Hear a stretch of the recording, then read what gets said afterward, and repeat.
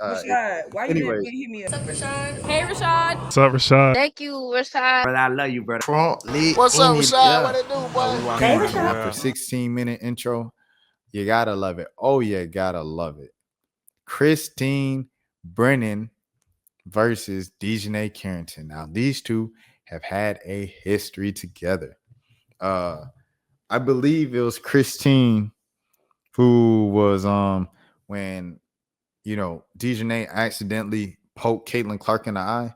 She said, "Now, why would you hit Caitlin Clark in the eye?" She said, "Dang, the way you wording this, you making it seem like I did it on purpose. I didn't do it on purpose. We just playing basketball. I'm just playing defense. I accidentally poked her in the eye. Like, it ain't no biggie." Woo woo. So that was the first time I even heard of Christine Brennan.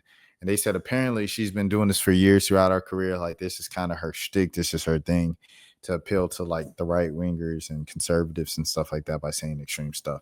And I know every time I say this about somebody, and I say that, they're like, "Oh no, they're telling the truth. They ain't because of that." Okay, all right, buddy. Do I have a house to sell you? Anyways, is anyone else going to question how Christine Brennan allegedly knew how Alyssa was receiving voicemails on her personal phone for him? No, we just pay attention to basketball. This ain't high school. What does your response have to do with my tweet? Reread it. I read it. Same question.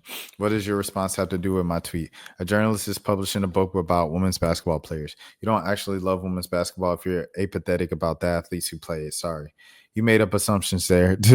Spelling it out for you. All the gossipy crap and narratives that are run by people like you are tarnishing the game and the league itself. I'm around high school kids all the time, and you sound like one. Yikes. Gossipy crap and narratives. Like, this is middle school lunch table discussion and not a response to an excerpt from a book being published that's advertised on CNN right now. I don't see you being able to understand the issues. Sad.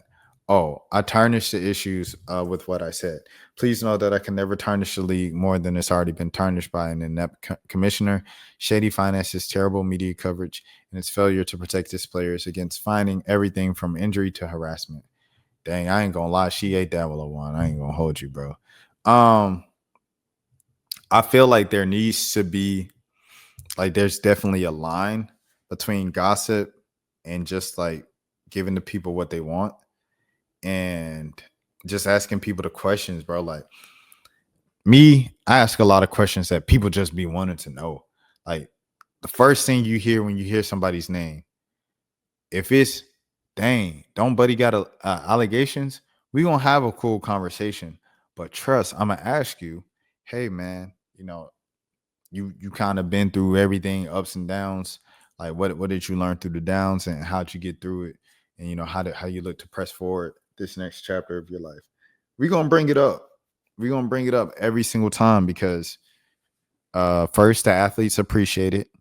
The transparency and the willingness, the balls to ask something gutsy like that. And plus, it's what the fans want to know. At the end of the day, bro, we are the media. MED. We are the medium between the consumer and the product. So it's like, if the consumer wants to know, "Hey, what's going on with the Leah Boston? Hey, how long is Caitlin Clark going to be out? Hey, why did coach run this play instead of this?" I'm watching from home and I'm just like, why did he do that? It's our job as the media to ask those questions along to give the fans the answers that they have paid their hard-earned money and time and attention to pay attention to. So there it is. All right. According to the league official, let me see. Here we go. Behind the scenes story of a WNBA controversy, Caitlin Clark, DiJonai Carrington, and the journalist questions. From Christine Brennan of CNN. Editor's note: the following was adapted on Her Game, Caitlin Clark and the Revolution of Women's Sports by Christine Brennan, releasing on Tuesday, July 8th. All right.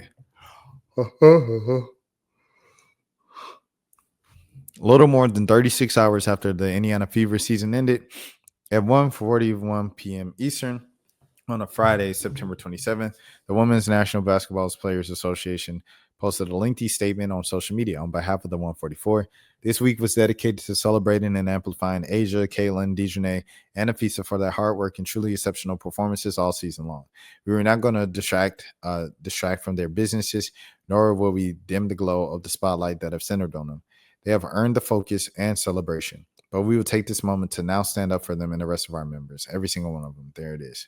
Because we call BS to the unprofessional members of the media like Christine Brennan. Oh, so she got her panties in a bunch because the Players Association called her out last year. Players Association called you out, and a year later you want to write a book about it. You want to write a book about a league that you ain't even been covering for more than a year. What are we talking about right now? And now you're going to write a book about it because you all of a sudden an expert. The way, I'm going to tell you something, y'all. I'm going to take off the shared thing for it too. I'll tell y'all something. The way that people have pimped Caitlin Clark's name has been disgusting. It's been disgusting, bro.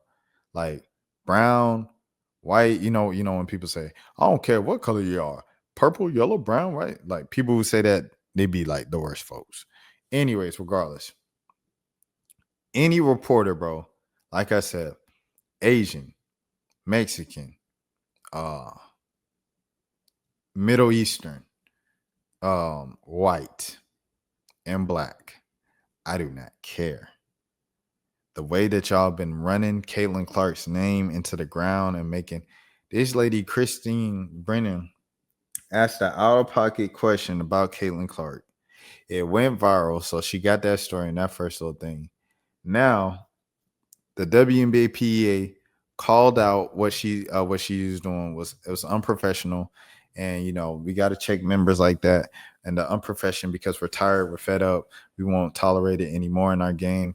Y'all got to stop it. The league has to do something to stop this because y'all giving credentials to the people who are obviously there to not watch the game but just troll us in person for the sake of their money and their content and things of that sort, right? The Caitlin Clark thing, right? Caitlin Clark. You asked the girl, DiJonai Carrington, about the Caitlin Clark thing for views. You get the views. The WNBA Players Association calls you out for it. And what do? You get your panties in a bunch and you write a whole book about said player with said player centered at it to talk about your viral moment of a viral moment. Boy, if you don't get y'all soft, Charmin soft.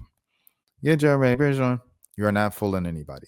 That so-called interview in the name of journalism was a blatant attempt to bait a professional athlete into participating in a narrative that is false and designed to fuel racist, homophobic, and misogynistic vitriol on social media. You cannot hide behind your tenure. Instead of demonstrating the cornerstones of journalism ethics like integrity, objectivity, and fundamental commitment to the truth, you have been chosen to be indecent and a downright insincere. You have abused your privileges and do not deserve to be credentials issued to you. And you certainly are not entitled to any interviews with members of this unit or of any other sport. Those credentials mean that you can ask anything, but they also mean that you know the difference between what you should and should not. We see you. Our relationship with the media is a delicate one. We will continue to strengthen because the media is essential to growing the game. No one knows that better than we do, but the players are entitled to do better. They are entitled to professionalism. We call on USA Today Network to review its principles of ethical conduct and newsrooms and address what we believe is a violation of the several core principles, including seeking and reporting the truth. USA Today Sports should explain why a reporter with a clear bias and ulterior motives was assigned to cover the league. We also urge the league to review the policies and to take measures within such issues, protecting the integrity of the game and its players. Carmichael Johnson, Executive Director. 2 hours later, USA Today took its turn posting on social media. Journalists ask questions and seek the truth. At USA Today, our mission is to report in an unbiased manner. We reject the notion that the interview perpetuated any narrative other than the player's perspective directly. Christine Brennan is a well-regarded as an advocate for women and athletes, but first and foremost, she's a journalist. Roxana Scott, USA Today Sports Executive Editor. How did we get here? This is what happened.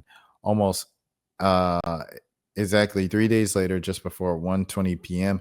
on a Tuesday, September 24th, in the game 1 and 2 between the Fever and Sun playoff series, DiJonai Carrington walked across the court at an empty Mohegan Sun to speak to a knot of reporters there to interview both teams about their respective practices. Social media was running wild with videos and photos of Carrington's fingers hitting Clark's in the eye, with substantial claims and insinuations that Carrington had tried to injure Clark. There were also other videos of making rounds on the internet in which Carrington and her teammate Marina Mabry were seen laughing later in the game, including Mabry monitoring with her fingers. It appeared that they were mimicking the former NBA star athlete Carmelo Anthony's gesture of celebrating a 3-point shot, but the internet was rife with questions. Excuse me. Questions, comments, rumors, and innuendo about all of it. And since social media had driven so much conversation about it all, and since social media had driven so much conversation around the WNBA this season, there was only one way to give an athlete in question a chance to clear the air, and that was to ask Carrington about it. So I did. DiJonai, when you went and you kind of swatted at Caitlin, did you intend to hit her in the eye? And if so or not, either way, could you talk about what happened to you on it? But she still doesn't see what she did wrong, bro. I'm not gonna waste my time with this. Like she's dedicated to just like, hey, I believe what I believe. Forget you if you don't want to ride with me. I think it's very dangerous thinking. But DiJonai was tweeting about this. This is what made it a versus. This is why I decided to put it up.